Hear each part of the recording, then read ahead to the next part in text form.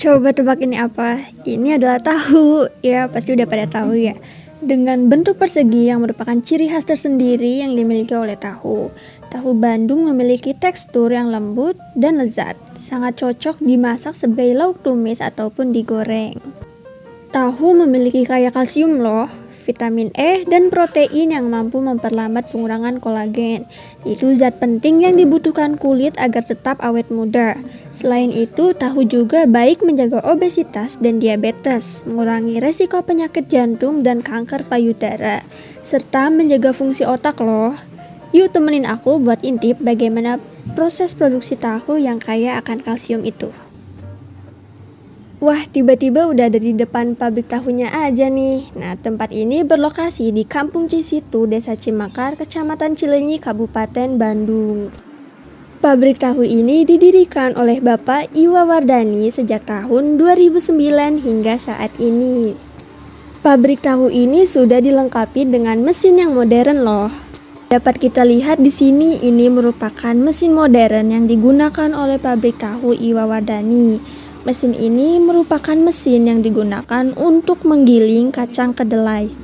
Sudah tidak asing bahwa kacang kedelai merupakan bahan baku utama dari produksi tahu. Kacang kedelai yang digunakan pada produksi tahu di sini merupakan kacang kedelai impor langsung dari Amerika. Sebelum menggunakan mesin ini, pertama-tama kacang kedelai dicuci dulu hingga bersih, kemudian direndam selama kurang lebih 5 jam. Setelah proses perendaman selesai, kacang kedelai langsung dimasukkan ke dalam mesin ini. Proses penggilingan kedelai ini dilakukan selama 15 menit. Hasil penggilingan ini menjadi bubur kedelai. Nah, bubur kedelai yang sudah direbus kemudian disaring oleh para karyawan, yaitu dipisahkan antara ampas dan susu kedelainya.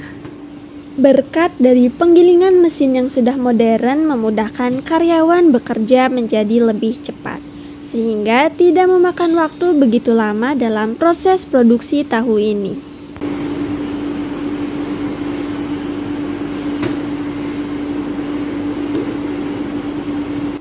Proses selanjutnya yang dilakukan adalah proses penggumpalan dan pengendapan yang dilakukan kurang lebih selama 15 menit dengan larutan sioko pada suhu 70-90 derajat Celcius.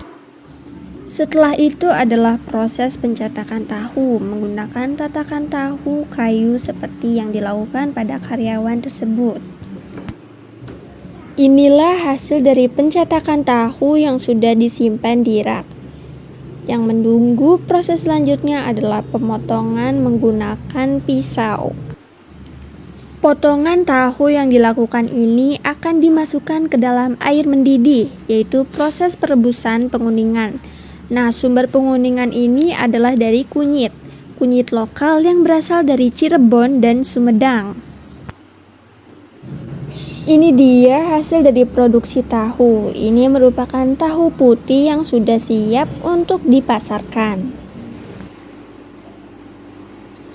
Dan tahu kuning yang sudah di-packing menggunakan plastik, disimpan dalam wadah yang akan dimasukkan air hangat, yaitu agar tahu tetap dalam keadaan hangat dan fresh.